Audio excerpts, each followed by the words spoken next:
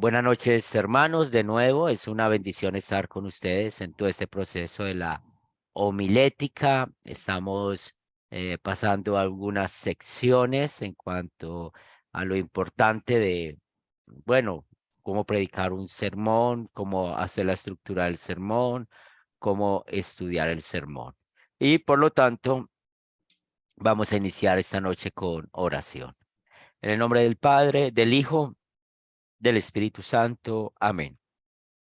Padre eterno, gracias te damos por bendecirnos esta noche, estar reunidos en tu nombre, en tu palabra.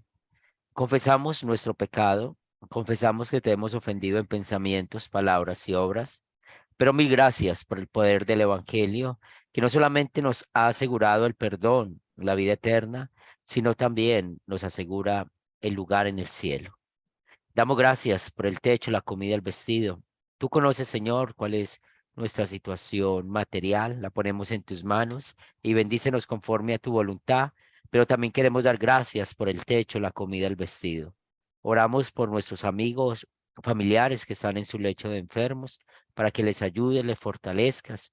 Oramos por cada uno de nuestros hermanos que están emprendiendo nuevos proyectos, para que seas tú bendiciéndolos y que todo esto también sirva para el reino de Dios. Que tu palabra nos guíe, nos fortalezca hasta el último día que estemos en este mundo.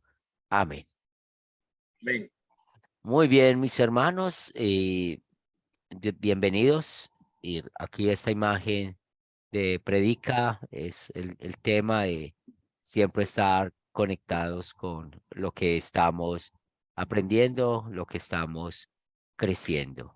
Y recuerden, cuando estamos haciendo la presentación de el estudio de la homilética que empezamos, vamos a tener una parte que es de práctica, pero recuerden que la teoría la vimos en el calendario eclesiástico, la teoría la vimos con ese cuadro que les dice a ustedes el tipo de sermón que van a predicar, cuál es la ley específica, el evangelio específico, cuáles doctrinas vamos a estudiar. Ese cuadro, apréndalo de memoria, ¿cierto?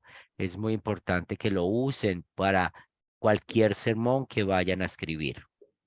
Y lo más importante es que sea coherente ese cuadro con lo que tienes en el sermón. ¿Qué quiero decir de que es coherente? Pues si yo escribí un pasaje bíblico en el cuadro, ese pasaje bíblico necesita estar en el sermón. Si yo escribí una doctrina, y recuerden que generalmente estamos hablando del catecismo, las 5 doctrinas que está distribuido el catecismo. Entonces, si yo escribí una doctrina en el cuadro, esa doctrina necesita ser explicada o tenida en cuenta en el sermón. Para eso sirve ese cuadro. Y con el tiempo ustedes pueden aprender otras maneras de poder estudiar un sermón, estructurarlo, pero lo importante es que un sermón luterano confesional necesita tener ley y evangelio, y con ese cuadro ustedes aprenden a usar la ley y el evangelio, hablando de la ley de manera específica, el evangelio de manera específica, y usar la ley como guía. En amor y agradecimiento, cómo vamos a vivir. Recordemos que en la práctica, y es lo que estuvimos pues haciendo, escribir un sermón histórico del Nuevo o del Antiguo Testamento. Pues escribimos todos usando a el evangelista Marcos, ¿sí? Usamos el sermón histórico. Pero es muy bueno que ustedes sigan practicando de manera personal. Si ustedes quieren practicar de manera personal, escriben un sermón usando este método, o quieren grabar un sermón como algunos de ustedes lo hicieron y quieren enviarme para dar sus comentarios, con mucho gusto, un sermón histórico. Y recuerden que son libros de estilo histórico como Génesis, o hablando del Pentateuco, los 5 primeros libros de la Biblia, hablando de Josué, de Samuel, tanto primera como segunda, de Crónicas, primera y segunda, de Reyes, primera y segunda, que son libros históricos, ¿cierto? El libro de Ruth, son libros históricos, el libro de Josué, y y en el Nuevo Testamento están los evangelios, está Hechos de los Apóstoles, son libros históricos. Y es muy bueno que ustedes puedan ir fortaleciendo ese don. Pues pudiéramos quedarnos escribiendo muchos sermones, ir practicando más, pero lo importante, pues los temas del tiempo y de todo lo que tenemos diseñado para ustedes, pues la idea es que tomemos ya una semana para escribir un sermón y enviarlo. Y vamos a ir con el siguiente tema, que es lo que vamos a estudiar, que es el sermón poético. Entonces vamos hoy a empezar a hablar del sermón poético y es muy interesante otra vez también ir aprendiendo claves que nos da los libros de poesía. Con esto también los quiero animar otra vez con la lectura, otra vez con la redacción. Hay que practicar redacción, hay que escribir mucho. Imagínense que están escribiendo el libro de su vida o están escribiendo una carta a la persona que más aman o están queriendo escribir algo muy importante. Estén fortaleciendo eso, practiquen eso. Ustedes no saben si escriben bien un sermón, ese sermón puede impactar la vida de alguien y seguro que eso puede pasar en algún momento. Ahora, hoy vamos a empezar a centrarnos en los sermones de poesía. Hoy y el jueves vamos a recibir un poquito de teoría y para la otra semana, pues vamos a estar manos a la obra, escribiendo un sermón de poesía. Pero como vamos subiendo el nivel de exigencia, pues con el sermón histórico, ¿se acuerdan que pusimos una agenda para cada uno de ustedes para poder encontrarnos y hablar de ideas? Pues de aquí en adelante, pues ya no va a existir esa agenda porque la idea es que ustedes vayan analizando más, fortaleciendo más lo que han aprendido. Entonces, seguimos usando la misma tabla, seguimos usando el mismo concepto, sencillamente que cambia el estilo literario. Ahora, cuando estamos hablando de los sermones de poesía, pues lo importante es saber cuáles son los libros de poesía del Antiguo Testamento. Entonces, cuando pensamos un sermón de poesía, vamos a pensar en el libro de Job, vamos a pensar en los Salmos, vamos a pensar en Proverbios, en Eclesiastés y en Cantar de los Cantares. Entonces, estos 5 libros que tenemos de poesía, es muy interesante que nosotros podamos entender. ¿Esto a qué nos lleva, mis hermanos? Mire, ¿qué es la vida de un pastor? ¿Qué es la vida de un predicador? ¿Qué es la vida de un sembrador como ustedes? La vida de nosotros es estudiar, estudiar, estudiar la Biblia, estudiar la palabra de Dios. Marley, Hola. No, no, só puso un corazón. se Ok, levantó la mano. Muy bien. Entonces, perdón, perdón. tranquila. Entonces, esa es la vida de nosotros. Ustedes en Academia Cristo, cuando estudiaron Discipulado 1, aprendieron la doctrina. Y en otras palabras, en Discipulado 1, Academia Cristo, ¿qué les enseñó? El catecismo, el catecismo. Entonces, la vida de ustedes que están creciendo para liderar, la vida de los que lideramos está centrado en eso, estudiar el catecismo, estudiar la Biblia, estudiar los comentarios bíblicos. Acuérdense que en Academia Cristo hay una biblioteca teológica muy buena. Allá encontrarán el catecismo, la colección de la Biblia popular. Esa colección de la Biblia popular explica muy bien los versículos bíblicos, los estilos literarios, y eso hay que estar leyendo, estudiando, estudiando, estudiando y practicando todo lo que estamos aprendiendo. Es muy interesante, mis hermanos, que la poesía hebrea es muy diferente a la poesía en español porque la poesía en español, pues los que les gusta o los que la han leído, siempre se concentran en algo que llamamos la rima y el ritmo. Entonces, sabemos que un párrafo va a coincidir con el final de otro párrafo o una línea, la final de esa línea va a coincidir la palabra o va a sonar igual esa palabra como la pusimos en la línea anterior.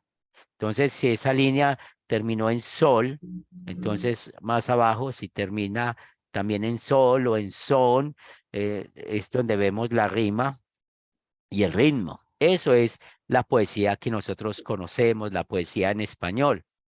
La poesía hebrea es muy diferente porque tiene una característica importante que es el paralelismo.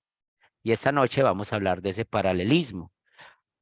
Aquí estoy dándole los conceptos generales, los conceptos básicos, pero ustedes necesitan introducirse más en los salmos, necesitan más introducirse en la poesía hebrea, como en el libro de Job o en Proverbios, Eclesiastés y Cantar de los Cantares. Pero con esos principios generales y básicos que les estoy dando, pues son muy importantes para la lección.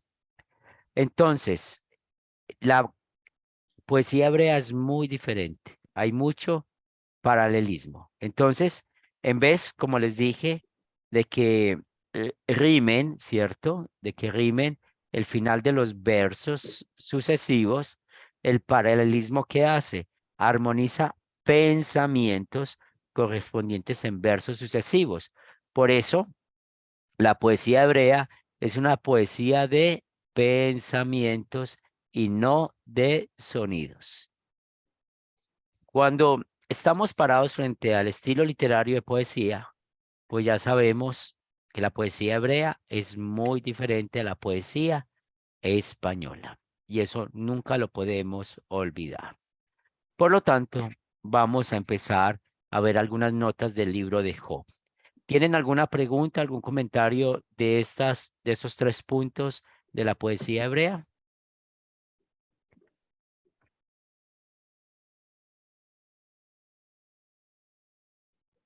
Vamos a hablar de las cualidades del libro de Job. Bueno, el libro de Job, ustedes se van a sorprender porque empieza con una parte de historia, porque Job es un personaje real, lo que sucedió fue real, él tuvo una familia real, su enfermedad fue real, él perdió todo lo que tenía, todo lo que él vivió es parte de historia, pero es un libro que es altamente poético, ¿sí? Hay mucha poesía. En ese libro de Job hay impresionantes figuras de dicción y de construcción y hay una imaginación que es audaz. Por eso, cuando estamos estudiando el libro de Job, entre el capítulo 3 y el capítulo 41, es donde vamos a encontrar eh, la mayor parte de contenido de esa sección. Recuerden que el libro de Job, y otra vez es muy interesante que ustedes puedan ir leyéndolo paso a paso, ir conociéndolo bien, pues recuerden que es todo un discurso entre los 3 amigos de Job y el mismo Job. Entonces encontramos acá en esta sección que es de poesía entre los capítulos 3 y 41. En el libro de Job hay muchos ejemplos vividos tomados de la naturaleza. Por eso, cuando estamos leyendo el capítulo 28, encontramos que allí está hablando acerca de poesía usando la naturaleza. También encontramos que hay un capítulo de la sabiduría y los capítulos del 38 al 41, pues contienen 2 discursos, ¿sí? 2 discursos de nuestro Dios. Entonces, aún nuestro Dios inspiró al escritor de Job, que no sabemos quién es, no sabemos quién escribió Job, eh, le habló en manera de poesía hebrea. Entonces es muy hermoso cómo Dios conoce el estilo literario. Yo me imagino a Dios contándole a Moisés: hola Moisés, mira cómo creé el mundo. En el principio todo estaba desordenado y vacío. Solamente existía Dios, solamente existía yo. Y empezó él a contarle todo a Moisés, cómo fue los días de la creación, cómo creó el hombre. Ahora imagínense al escritor de Job, que no sabemos quién es, cómo Dios le está hablando en poesía hebrea, los versículos 38, capítulos 38 al 41. Es algo hermoso. ¿Alguna pregunta de estas cualidades del libro de Job? Son 3 puntos importantes para que consideren. Sí, Y otra tenía algún vez, sí, Luis. ahí, sí. Cuando usted habla, ¿quién escribió el libro de Job? De verdad que me llenas me haces volver a preguntarme otra cosa, porque siempre he creído que los autores de los libros son los mismos autores. Claro que eso también depende de quién nos cuenta, porque hay una narración, pero no es el mismo autor Job que Dios le da esa, ¿cómo te digo? Ese sentimiento de escribir su libro. Cuando estamos estudiando un libro de sagrado, siempre buscamos que hay una evidencia interna del libro y esa evidencia interna nos dice quién es el escritor. Por ejemplo, estudiando el Evangelio de Juan, él muestra cuando estaba debajo de la cruz, él dice que él fue un testigo ocular de lo que vio, ¿sí? Y por eso él escribió lo que vio. Y es muy fácil ahí decir, es el evangelista Juan. También pasa con Samuel. Ahí él claramente, hay una evidencia interna del libro que lo dice. En el caso de Job no hay esa evidencia interna. En ningún momento está mostrando que fue Job escribiendo, por ejemplo, en primera persona o algo así. Por ejemplo, Lucas, que escribió Hechos, encontramos que él usa mucho el nosotros. De nosotros, estábamos, nosotros íbamos. Entonces ahí él se está incluyendo, ¿cierto? No solamente como testigo ocular, sino también inspirado por Dios. Y la otra evidencia, entonces tenemos la evidencia interna del libro, no nos dice quién lo escribió, no Job. Y también pues consideramos los, todos los comentarios de teólogos, de padres de la iglesia o de personas pues que han tomado muy en serio estudiar la escritura y ninguno dice quién fue el que escribió este libro. Bien, no sabemos quién lo hizo o quién lo escribió, pero tenemos la seguridad que fue inspirado por quién, por Dios, porque este libro es también cristocéntrico. ¿Se acuerdan que Job menciona con esos ojos es de ver a quién? A mi Redentor. Entonces aquí vemos cómo Job habla de la resurrección de los muertos, ¿sí? Job habla del Redentor, de Cristo Jesús. Bien, Luis, ¿y los demás? Sí, bueno, me, me, me toca leerlo verdaderamente y completamente, Sí. sinceramente. Ok, está bien, gracias. Sergio, buenas noches. Hola, pastor, buenas noches. Una de las cosas que llama poderosamente la atención de Job es que hasta en las pruebas más difíciles él mostró verdadera fe y nunca doblegó su fe ante nuestro Señor hasta las pruebas más difíciles. Y eso nos enseña mucho que la poesía hebrea, al escribir Job, demuestra tal fe que nunca doblegó y siempre estuvo acompañado de nuestro Señor. Y el demostrar sigilosamente cómo se mantuvo fiel y firme ante las pruebas, demuestra la poesía inmensa y el amor inmenso que le tenía a nuestro Señor, porque pese a todo, nunca bajó los brazos. Y como bien dijo usted, cuando Job dijo que si mi cuerpo muere en el mismo Seol, mi alma te seguirá alabando. Entonces ahí demuestra más una poesía, mucha poesía y poesía que demuestra el amor a nuestro Señor. Pero en el libro de Job también hay ley, ¿cierto? Porque en todos los Sí, libros hay mucha ley y ley. evangelio. Entonces, tenemos en el capítulo 3 de Job que él maldijo el día que nació, ¿cierto? Sí, sí, Entonces, o sea, Job realmente, con todo lo que estaba viviendo, él sí tuvo un problema espiritual, ¿verdad? Y aquí vemos cómo Dios lo cuidó. Pero Job sí tuvo problemas espirituales, tanto que cuando estamos estudiando lo que sus amigos le dicen, siempre lo están acusando. Recuerda que de ellos viene esa acusación. Mira, ¿qué pecado cometiste? ¿Por qué te pasa eso? ¿Por qué te pasó esto? ¿Verdad? Y al último, Job perdió la paciencia con ellos. Entonces es muy interesante siempre recordar que hay ley y evangelio, ¿cierto? Sí, Entonces justamente. Job también pecó, ¿sí? Él pecó al igual que pecaríamos nosotros en cualquier momento difícil. Lo que vemos es que Dios preservó la fe de Job, que es diferente, ¿sí? No por él mismo, sino por Dios. ¿Bien? Sí, sí, eso es justamente lo que, bueno, me faltó. Y también el salmista también demuestra, en el Salmo 91, también demuestra, enojo, pero que también uno teme, porque somos humanos imperfectos y tememos, y siempre estamos con la duda de estaremos haciéndolo bien, estaremos haciendo lo correcto, o pese a las pruebas, seguiremos bien, y siempre la duda está en nosotros. Entonces el libro de Job nos enseña que pese a las pruebas más difíciles, él siempre mantuvo la fe y siempre mantuvo la esperanza, pese a que cayó y dudó. Sí, el libro de Job sí nos enseña cómo Dios nos cuida, ¿sí? Cómo cuida nuestra fe.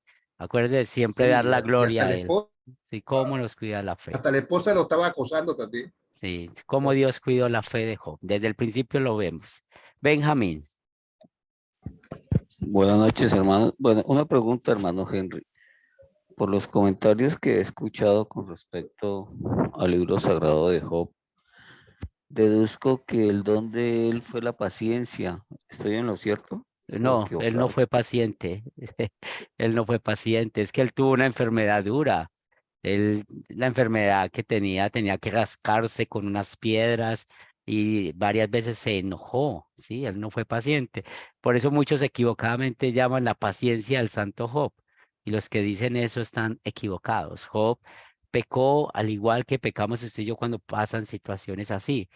¿Cuál es el tema principal del libro de Job? Cómo Dios cuidó la fe de Job, ¿cierto? Y eso que nos enseña a nosotros, que si la fe dependiera de nosotros, pues no tuviéramos fe. Siempre viene de Dios, ¿bien? Entonces, nunca olvidemos el personaje principal del libro de Job es Dios, el mismo Dios cuidando la fe de Job. ¿Bien? Continuamos. Hablando de los salmos, entonces vamos a hablar del paralelismo en los salmos. Y aquí vamos a meternos un poco más, que también vamos a encontrar ese paralelismo en el libro de Job, de Eclesiastés, de Cantar de los Cantares y de Proverbios. Ahora, Pastor, buenas noches. sí, hermano, lo escucho. Sí, una pregunta. ¿Ese fue un experimento el que hizo el Señor con Job para probar hasta dónde era su fe? No, Dios no hace eso. No podemos decir que es un experimento Okay. y Dios no nos va a llevar, porque acuérdense lo que dice la Biblia, ¿cierto? Él primero, Él nos da a nosotros las pruebas, las cuales nosotros podemos soportar. Él no nos va a dar más de lo que podemos soportar, ¿cierto? Entonces, el tema de Job es eso, cómo Dios cuidó la fe de él. ¿Bien? Correcto. Muy bien. Ahora, vamos a los salmos. Entonces, ¿cuáles son las claves cuando ustedes van a escribir un sermón poético de los salmos? Pues aquí vamos a hablar del Salmo 19, ¿cierto? Y es un ejemplo cómo tenemos un paralelismo sinónimo, ¿cierto? ¿Y cuál es el paralelismo sinónimo? El segundo segmento del Salmo repite el pensamiento del primero. Entonces, aquí encontramos un paralelismo sinónimo equilibrado. Vemos el ejemplo. Los cielos cuentan la gloria de Dios y el firmamento anuncia la obra de sus manos. Entonces, el primer segmento de que está hablando, ¿sí? La gloria de Dios. El segundo segmento, que hace el paralelismo. Pues vemos el primer segmento, habla de los cielos, el segundo segmento habla del firmamento, el primer segmento habla de la gloria de Dios, el segundo segmento, la obra de sus manos. Entonces aquí vemos un tipo eh, de poesía en paralelismo sinónimos. Recuerden que en el hebreo siempre está el paralelismo, ¿cierto? Y entonces, ¿qué es el paralelismo?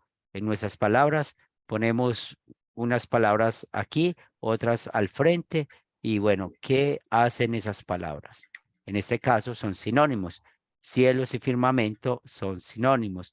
La gloria de Dios, la obra de sus manos son sinónimos, hablando del Salmo 19. Es un ejemplo, pero si ustedes leen más salmos, van a encontrar que hay ese paralelismo de sinónimo. También hay paralelismo igual que antitético. contar y anunciarlo. Disculpa. También encontramos paralelismo antitético. ¿Y qué es el paralelismo antitético? Entonces vemos que el segundo segmento es opuesto al primero. Entonces recuerden, el paralelismo sinónimo, el segundo segmento es igual al primero, aquí es al contrario. Entonces piensen en los antónimos, las palabras que son antónimas. Un ejemplo de esto lo vemos en el Salmo 1:6 y también este tipo de paralelismo lo vemos en ¿cuál libro? En el libro de los Proverbios. En los libros de los Proverbios vemos mucho este paralelismo antitético. Nos dice el Salmo 1:6, porque Jehová conoce el camino de los justos, mas la senda de los malos conduce a la perdición.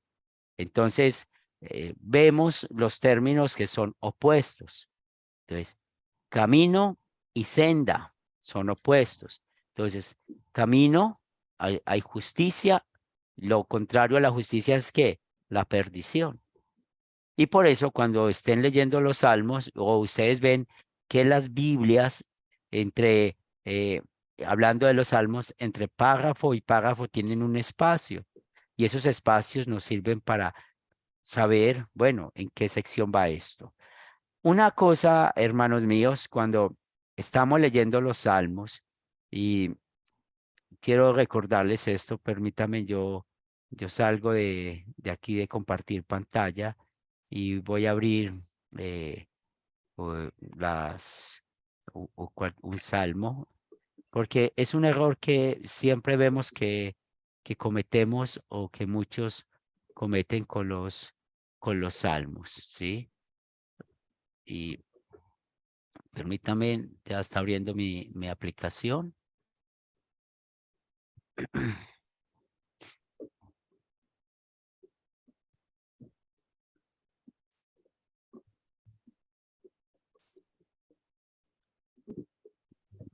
Tenemos salmos.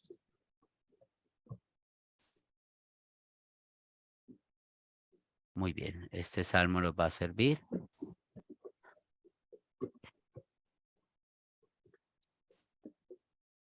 Muy bien, aquí tengo el ejemplo del Salmo 12. Bien, el Salmo 12 lo están viendo en sus pantallas.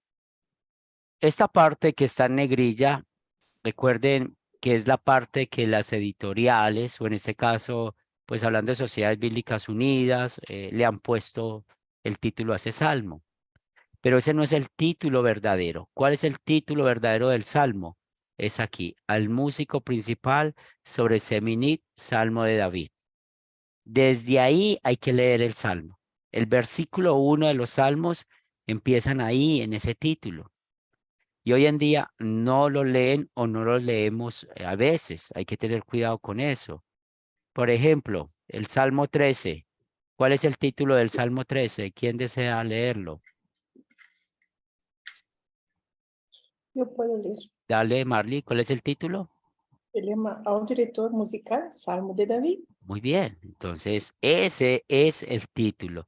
Cuando nosotros vamos a leer un salmo, hay que empezar a leerlo desde ahí. Lo que está en negrilla, no, porque recuerden que eso es lo que hace las casas editoriales, ¿cierto? Entonces, Salmo de David, eso es el título. El Salmo 16, ¿quién desea leer el título?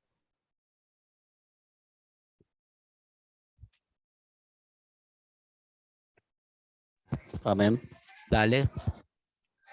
Mictán de David. Muy bien, entonces ahí Mictán es una palabra hebrea, pues a veces no se sabe cuál es el significado de esas palabras, por eso no está traducida. Y recuerde que los salmos son canciones, son música de adoración. Entonces, no se les olvide, hermanos, este paréntesis de que los salmos, ¿qué necesitamos? Necesitamos leer el título, y el título no es el que está en negrilla, el título es el que está en la parte de abajo, y bueno, pues lamentablemente muchos no le dan la importancia en cuanto a qué leer y cómo leerlo. Muy bien, están viendo la Pastor, pantalla. Sí, pero solo un comentario, no todas las Biblias traen, no traen esos títulos, no todas. no conozco una que no los traiga. No sé cuál conoce Yo usted. tengo, aquí estoy viendo una que no lo tiene, pero sí lo he visto en otra que tengo yo aquí. Sí, no la He visto conozco. cuando he leído, pero entiendo de lo que se está hablando. Sí, no de los conozco yo. Sí, al menos las que yo uso, todas lo tienen. Pero ¿cuál Bueno. tienes? Esta es Reina Valera. Yo las tengo aquí ahorita, sí. Ah, pero es en aplicación. No, yo soy Sí, en tal vez por la papel. aplicación. Sí, es por la aplicación, mi En hermano. físico sí se ve. Sí, en Dile, físico pastor, sí. gracias, Eso, disculpe. claro que sí. Benjamín, ¿había levantado la mano? Sí, hermano, quiero comentar que a veces llega el título encerrado en paréntesis, ¿no? También. El En algunas título versiones. encerrado en, sí, no lo Sí. conozco, no lo conozco. Yo al menos lo que es 60, NBI, o sea, o las Reinas Valeras, que creo que las conozco todas, creo. Tal vez me puede faltar alguna, pues no tiene paréntesis. Todas tienen el título en cursiva, ¿sí? En cursiva. Muy bien, ¿están viendo la pantalla de nuevo del paralelismo antitético? ¿Lo ven? Sí, Muy bien. perdón, Sí, pastor. perdón, Sí. pastor. ¿Sí, Marley? Ujú. ¿Podría pasar a pantalla anterior un minuto solo para checar paralelismo, el nombre de paralelismo anterior, por favor? Sinónimo. Ok, muchas gracias. Muy bien, entonces el antitético, que es el que estamos viendo, ya sabemos que el segundo segmento es opuesto al primero. Ya vimos el ejemplo. Sigue otro paralelismo. Recuerden, en la poesía hebrea hay paralelismo. Acuérdense en el concepto. La poesía hebrea no es como la poesía en española, de ritmo y de que tiene un sonido. No, es de pensamientos, ¿cierto? Es de pensamientos, por eso el paralelismo. Y tenemos el sintético. Entonces, ¿cuál es este? Entonces, la segunda porción, si ustedes notan, siempre está hablando de la segunda porción. Entonces, la segunda porción adelanta el pensamiento de la primera. Vemos el ejemplo del Salmo 1. Entonces, bienaventurado el varón que no anduvo en consejo de malos, ni estuvo en camino de pecadores, ni en silla de escarnecedores se ha sentado. Ahora vemos cómo la segunda porción adelanta más, o sea, nos explica más el por qué es bienaventurado este varón. Nos dice, sino que en la ley de Jehová está su delicia y en su ley medita de día y de noche. Entonces aquí vemos un ejemplo de un paralelismo sintético. Y otra vez, eso lo va aprendiendo uno estudiando cada vez más los salmos. O sea, no, yo no quiero que se estresen aquí de que hay que entender esto ya y cuando yo voy a leer un salmo, no. Si usted va a empezar a leer un salmo, tenga en cuenta estos conceptos, ¿cierto? Y vas buscando poco a poco. Tal vez la Biblia popular te puede ayudar a encontrar verdades. Vamos a hablar de otros rasgos poéticos. Entonces, en conclusión, ¿cuáles paralelismos encontramos en los salmos? Entonces, encontramos paralelismo sinónimo, paralelismo antitético, paralelismo sintético. Estas tres clases de paralelismo son lo que encontramos en los salmos, pero también podemos encontrar en los otros tipos de poesía. Otros rasgos de la poesía, entonces, aunque ya sabemos que la poesía hebrea no tiene rima ni ritmo, entonces, como tiene la gran mayoría de la poesía en español, algunos eruditos, o sea, siempre hemos escuchado de personas que han intentado, mire, no lo han hecho, sino que han intentado encontrar algún patrón rítmico o métrico en la poesía hebrea. O sea, hay personas que han intentado hacer eso, pero es imposible, es imposible.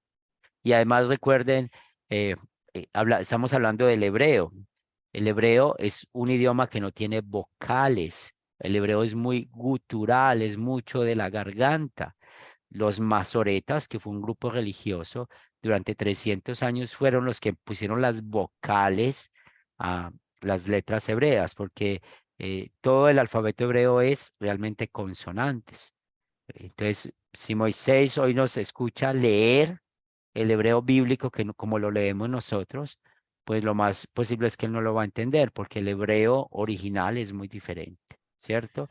Es muy gutural, ellos tenían solo consonantes y no sabemos muy bien cómo sonaban muchas palabras. Por eso los masoretas pusieron esas vocales, que son tres punticos abajo, que es la segol, o es lo que llamamos la E, o el segol, que son dos punticos al lado, o el pata, que es como el A, una T debajo de la consonante, y eso nos ayuda a poder pronunciar. Pero realmente lo que da el significado de cuando usted tiene un diccionario, o no es un diccionario, el término es un léxico. Cuando tengan un léxico en hebreo, ustedes no van a encontrar un léxico con las vocales, con las consonantes. Tres consonantes, que es la raíz de la palabra, ¿cierto? Entonces, muchos eruditos han querido hacer esto, pero es imposible. Cuando usted estudie hebreo, se va a dar de cuenta de lo interesante de todo lo que les estoy diciendo. También, Pregunta, si Ovidio, ¿quiénes fueron los masoretas? un grupo religioso, ¿sí? Puedes investigar más sobre él. Un grupo religioso que hicieron este trabajo de ponerle las vocales al hebreo. Bien. Y eso fue para ayudar a pronunciar, ¿cierto? Entonces ahí hay vocales abiertas, vocales cerradas. Es muy interesante todo eso. También la poesía hebrea, ya sabemos que no tiene estrofas ni versos regulares, como lo tienen nuestros himnos en español. Entonces, por ejemplo, cuando nosotros estamos cantando los himnos de culto cristiano, pues ahí vamos a encontrar de que hay palabras que siempre están coordinando, tienen palabras muy regulares, el sonido, la rima, el ritmo, se pone mucho cuidado en eso, cómo suena. Por eso algunas veces es posible dividir los salmos en estrofas, pero raramente son regulares. Ocasionalmente los poemas hebreos están divididos en secciones por el refrán. Vemos el Salmo 42, el 43, el 108, pero eso sucede muy pocas veces. Entonces, si nosotros queremos hacer un estudio profundo de los salmos, que existe, por ejemplo, leas en la Biblia popular de los salmos, eh, hay dos tomos, Salmo 1 y Salmo 2, pueden hacer un estudio muy profundo, van a encontrar toda esta explicación. Entonces, solamente en estos tres salmos se va a encontrar la figura del refrán. Otros rasgos de la poesía, ¿cierto? Hebrea, es que a cierto tipo de disposición sistemática, la poesía hebrea se le llama acróstico. Y para usted y para mí el acróstico es también muy diferente al acróstico hebreo, ¿cierto? Entonces, cada verso del poema comienza con la letra siguiente del alfabeto hebreo. Entonces, el acróstico de nosotros, entonces, por ejemplo, vamos a escribir el acróstico con la palabra Marley. Entonces, la M va a empezar la primera frase, la A, la segunda frase, la R, la tercera línea y así. En el hebreo es diferente, es el alfabeto, es con el alfabeto. Entonces, por eso en el Salmo 119, ustedes ven el Salmo 119a, el Aleph, que es la primera letra del alfabeto hebreo, o la Bet, que es la segunda letra del alfabeto, la Kamet, la Gama, la Dalet, que son el alfabeto hebreo, ¿cierto?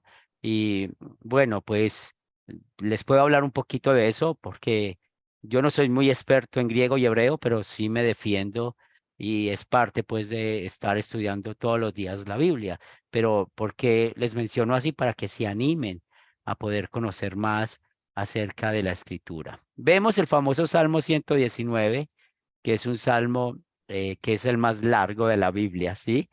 No recuerdo cuántos versículos tiene, pero aquí vemos ese ejemplo.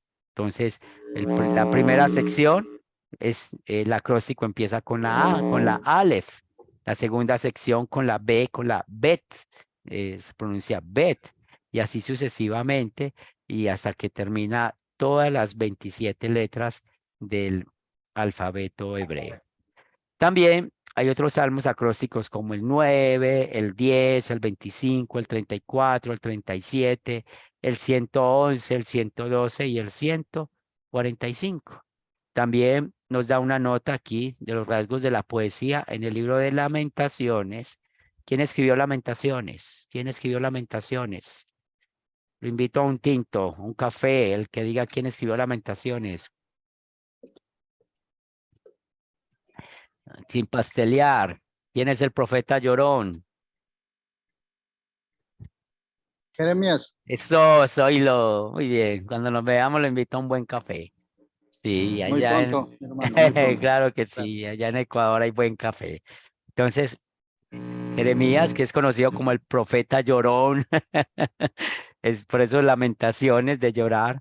Allí vemos esta poesía acróstica. Hay algunas porciones de algunos libros que traen esta experiencia. Bien.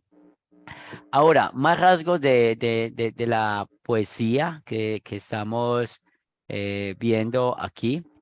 Pues la mayor parte de la poesía hebrea hace un extenso de tropos. ¿Y qué son tropos?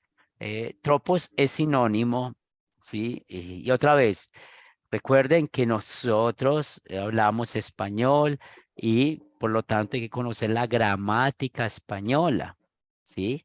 Entonces, si conocemos la gramática española es porque la Biblia está llena de todas estas figuras. ¿Qué es un tropo? Es una figura retórica que usa un sentido figurado. Por ejemplo, la metáfora o la metonimia o la sinócdeke son tropos, son figuras retóricas. Entonces, ¿por qué las personas interpretan mal la Biblia? Porque no conocen de la gramática, no conocen de los estilos literarios. Por ejemplo, no conocen qué es un símil. En la poesía hebrea encontramos un símil. Entonces, compara expresamente una cosa con la otra. Muchas veces la comparación se indica con la palabra como o cuál, ¿cierto? Entonces tenemos el Salmo 1, versículos 2 y 4. El justo será como árbol, entonces aquí vemos la comparación, plantado junto a corrientes de aguas, no así los malos que son como el tamo que arrebata el viento. Aquí vemos este ejemplo de este símil. Entonces, el símil que nos trae una comparación usando la palabra como o cual. También vemos la metáfora. En los salmos hay metáfora. Ya sabemos que traslada el sentido recto de las voces a otro figurado. Entonces, en virtud de una comparación tácita, vemos que la comparación no comienza con un cómo, sino que empieza con palabras conocidas o parecidas. Marley, Eu creio que vimos um pouquinho de esto quando estudamos Salmos, sí, as meditações, não? Creio que vimos esto também. sí. Cuando ustedes estudiaron meditaciones o escribir devocionales con salmos, tuvieron que ver esto. Sí, Bien. tuvieron que ver esto, pero realmente, mis hermanos, si queremos mantener esto fresco, hay que estar estudiando. Sí, es el tema personal de cada uno. No, no crean que, uy, ¿qué voy a estudiar hoy? No. Si ustedes se meten a hacer un estudio profundo de los salmos, van a aprender, ¿por qué el libro 1? ¿Por qué el libro 2? No todos los salmos los escribió David, también hay un salmo de Moisés o de Asaf y temas así que es muy importante. Entonces vemos el ejemplo de la metáfora. Me han rodeado muchos toros porque perros me han rodeado. Entonces aquí vemos la metáfora, los toros, ¿cierto? Y los perros, ¿sí? Se refieren a hombres malvados. Entonces, aquí está usando la figura, comparando esto. Y esto es un salmo mesiánico, el Salmo 22, que es un salmo que habla de Cristo en la cruz. ¿Qué es el sinócteque? Entonces designa el todo con el nombre de una de sus partes.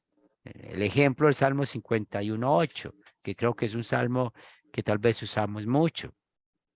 Infunde gozo en estos huesos que me has quebrado. Entonces, la sinócteque donde nos dice que habla del nombre de una de sus partes, infunde que gozo en mí.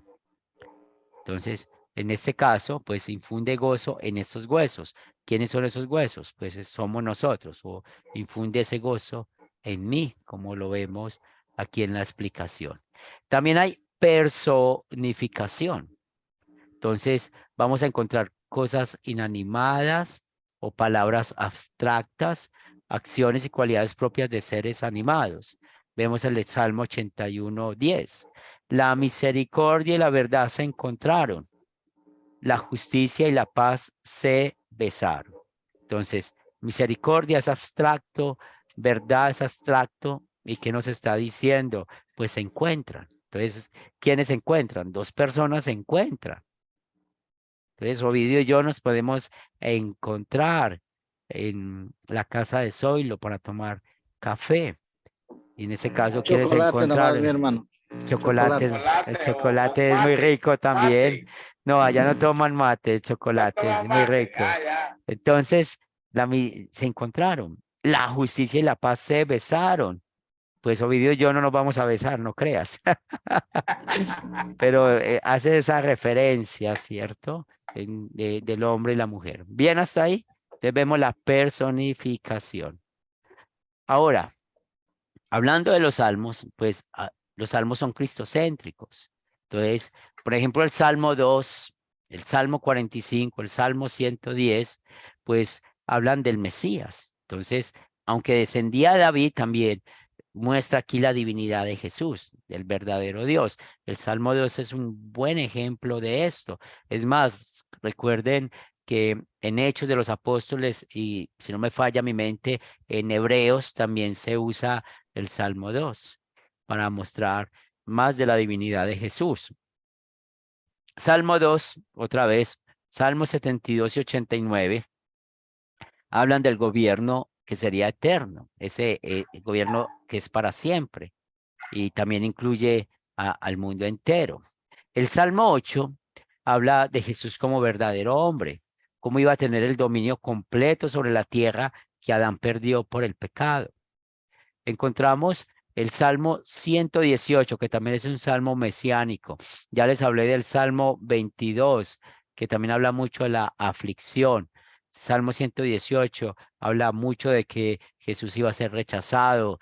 Entonces, si ustedes piensan en los términos que hablamos en nuestros sermones, de la obediencia activa, de la obediencia pasiva de Cristo, podemos ver que en el Salmo encontramos mucho de obediencia pasiva. ¿Sí? De su sufrimiento y su muerte. Entonces, un amigo lo iba a traicionar, Salmo 41:9, ¿cierto? Sus manos y pies iban a ser traspasados durante su sufrimiento, Salmo 22:16. Por ejemplo, aquí usa la palabra horadar. Entonces, horadaron mis manos, mis pies, y es perforaron, ¿cierto? Iba a dar vinagre para beber. Hace unos minutos estaba yo enseñando el Evangelio de Juan en el Facebook Live de Luteranos Confesionales Colombia y viendo la muerte de Jesús, se cumplió esta profecía. Bien, iban a echar suerte sobre su ropa, Salmo 22:18. Bien, aunque padeció la justicia de ser abandonado por Dios, lo vemos en el Salmo 22, ¿verdad? Entonces va a resucitar. El Salmo 16 habla de la resurrección, ¿sí? El Salmo 110 habla de Jesús como sacerdote y rey. Recuerden los tres oficios de Cristo. Entonces, ¿cuáles son los tres oficios de Cristo? Él es profeta, sacerdote y rey. Entonces, encontramos estos salmos que son realmente mesiánicos y nos enseñan mucho acerca de Cristo. Y vamos a hablar de unos salmos que son muy fuertes, los salmos imprecatorios. Son salmos de juicio, de justicia de Dios. Entonces, estos salmos tienen maldiciones. Estos salmos tienen oraciones pidiendo castigo para los enemigos, en este caso del salmista. Estos salmos imprecatorios, como por ejemplo el Salmo 137, vemos el ejemplo. Hija de Babilonia, la desolada, bienaventurado el que te dé el pago de lo que tú nos hiciste. Y miren aquí la parte imprecatoria, la parte fuerte.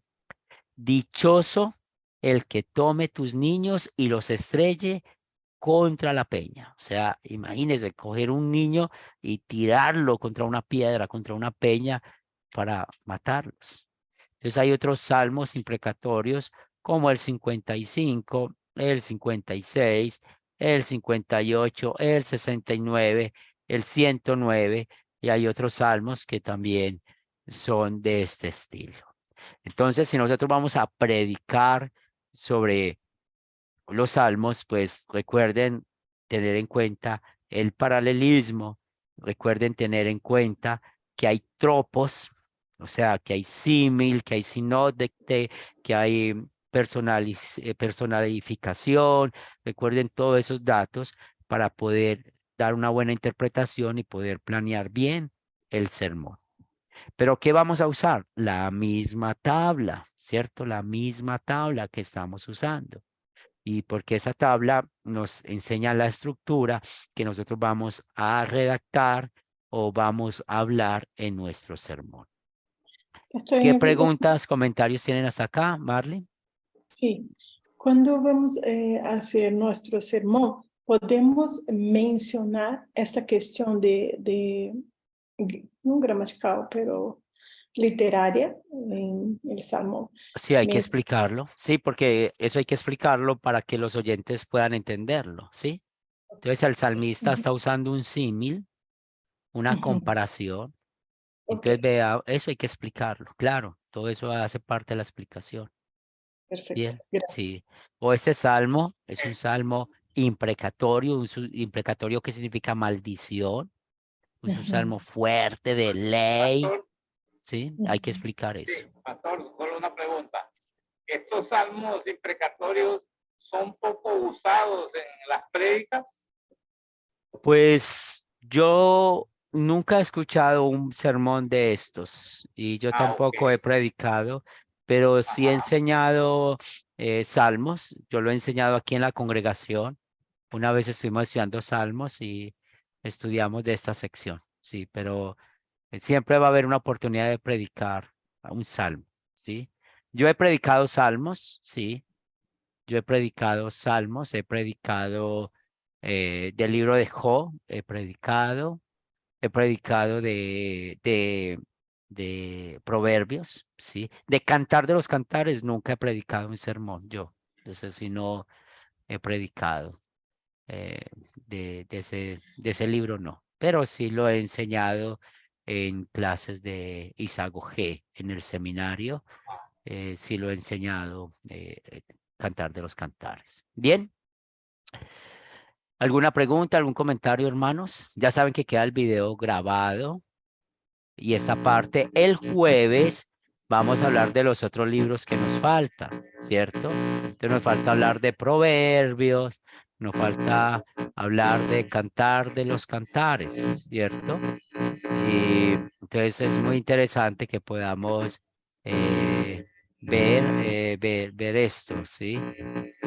Disculpe, Zoilo, ¿ibas a profesor, no hablar? le Sí, escucho. mi hermano, estoy medio confundido aquí en ese Salmo 19. Usted habló el versículo 19, el 1, los cielos cuentan la gloria de Dios y el firmamento anuncia la obra de sus manos. Ahí tenemos dos temas, ¿no? El primer tema es los cielos cuentan la gloria de Dios y como se llama, si vamos al contexto encontramos bastantes versículos, pero y acá también el firmamento que anuncia la obra de sus manos también sería, pero aquí estoy confundido. ¿Cómo se lo hace? ¿Mejor, cómo se llama, como sermón o por partes? No, si usted va, por ejemplo, a usar el Salmo 19, Entonces yo me imagino que su sermón va a ser de la creación, ¿sí? Entonces, si va a ser de la creación, puse tu micrófono, Zoilo, en mudo, porque hay como un ruido en tu micrófono y puedes abrirlo si deseas volver a hablar. Entonces, si usted va a hablar de un sermón de la creación, ese salmo va a ser apropiado para eso, ¿cierto? Entonces, por ejemplo, ayer que celebramos la Santísima Trinidad, pues teníamos Génesis, pero si usted libremente quiere predicar ese salmo, aunque ese salmo no lo leímos ayer, pero lo quiere usar para la Trinidad de la creación, pues claramente lo puedes ver. Bien, entonces, si yo voy a hablar de la Trinidad, pues recuerden que en la doctrina, ¿cuál doctrina me voy a enfocar con la creación?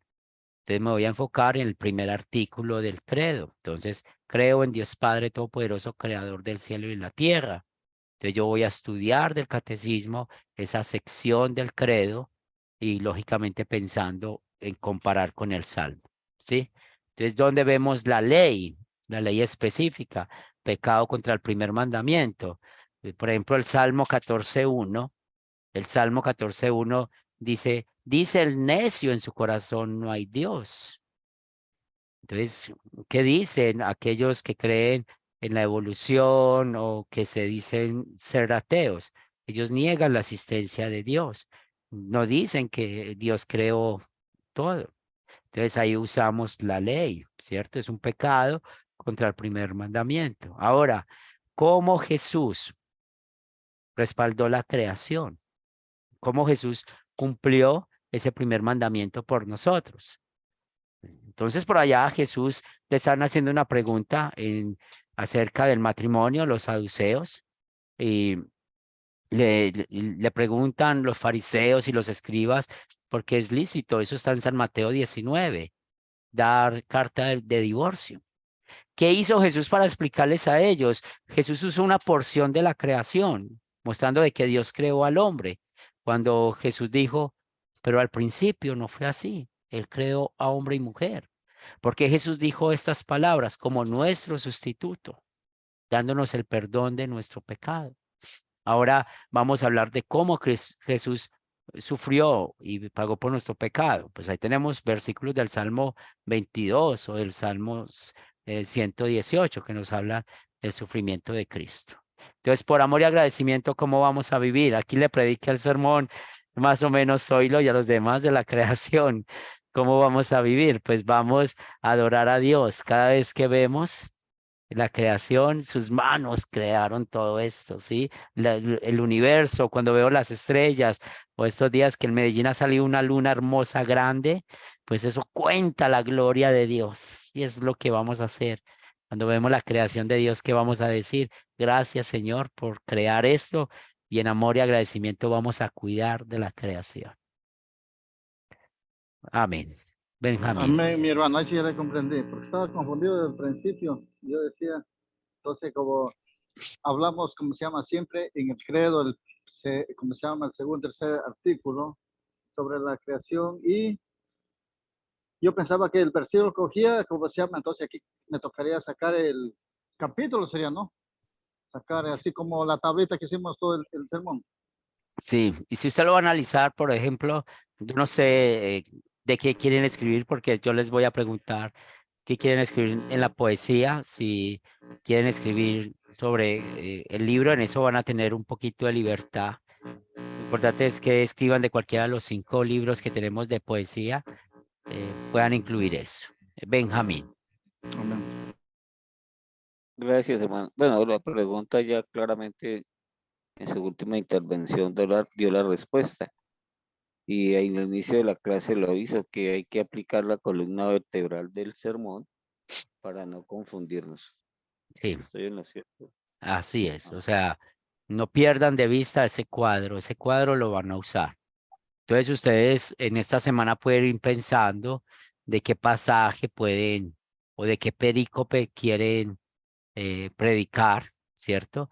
Pues yo les di de Marcos porque eran sermones pues históricos, es un poco más fácil, pero aquí miren qué sección quieren predicar no tomen, por ejemplo, todo el salmo, porque entre el perícope sea más largo, es más el sermón y más difícil de poder predicarlo. Entonces, tomen 2, 3 versículos de un salmo y van pensando en el tema que quieren predicar.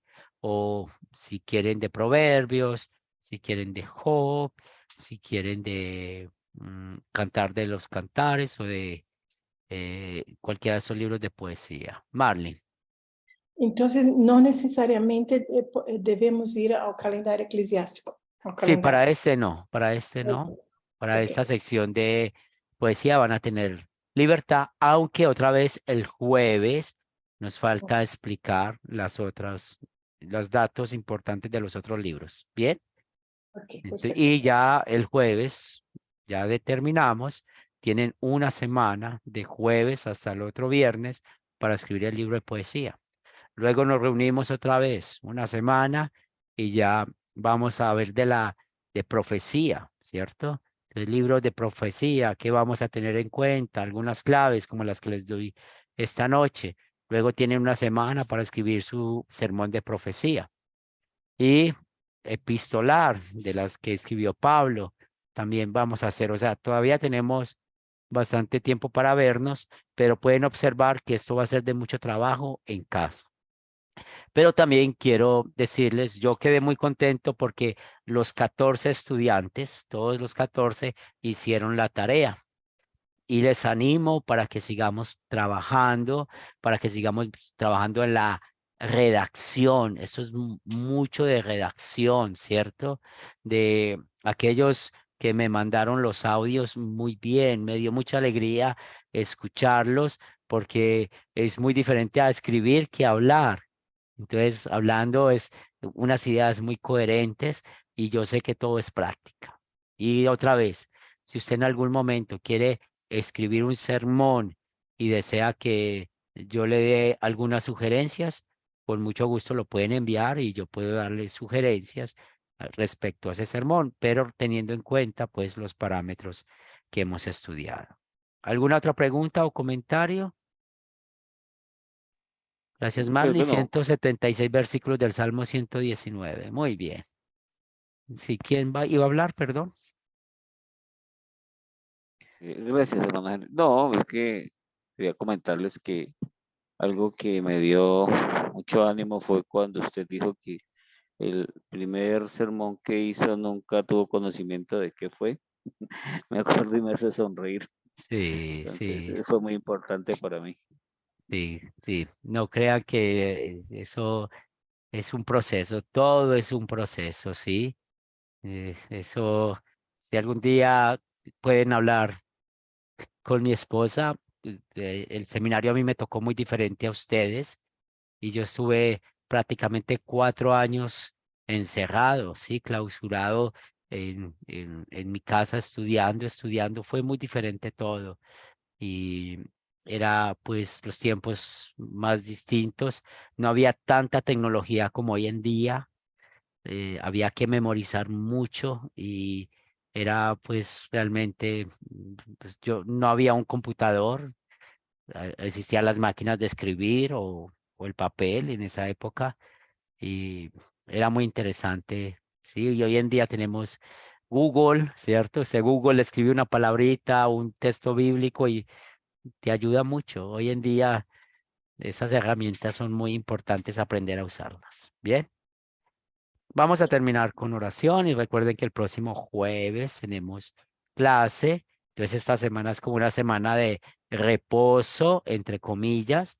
Pueden ver el video, analizar esto, pueden ir metiéndose un poquito en qué quieren escribir su sermón, si dejó o de... Acuérdense de las claves de Job. Es desde el capítulo 3 hasta el 41. No vayan a usar versículo 1 y 2 para el sermón, porque ahí no ahí está el estilo literario, ¿sí? Entonces, ahí les hago esta advertencia que sea de poesía. Si quieren un salmo, si quieren de proverbios o cantar de los cantares, si desean, pues está muy bien vayan pensando en cuál pasaje. Vamos a terminar con oración. Señor de los cielos, gracias te damos por bendecirnos esta noche con tu palabra, por guiarnos con tu Espíritu Santo, y pido que sigas iluminando, dando los dones a estos mis hermanos para que sigan creciendo en la fe, para que cada día vean la necesidad de estar estudiando más la Escritura, de entender que tú nos hablas gramaticalmente a nosotros por medio de tu palabra, y que podamos entender todos esos estilos literarios o la manera en que tú expresas la doctrina, Padre Santo. Permite que podamos dejar que la Biblia se interprete a sí misma, y que podamos ser cristocéntricos y siempre podamos mostrar la ley y el evangelio, y enseñar también cómo vamos a vivir en amor y agradecimiento a ti. Danos un buen descanso esta noche, y que el día de mañana podamos disfrutar de tu amor y tu misericordia. Lo pedimos en el nombre de Cristo Jesús. Amén. Bien, hermanos, Dios les bendiga. Una buena noche. Seguimos en contacto. Gracias, mi hermano pastor, que Dios lo bendiga y bendiciones para todos mis hermanos. Amén. Bendiciones, hermano. Bendiciones. Bendiciones a todos. Feliz noche. Feliz noche. Feliz noche, Wilson. Bienvenido y feliz noche. Muy bien. Amén. Amén, pastor.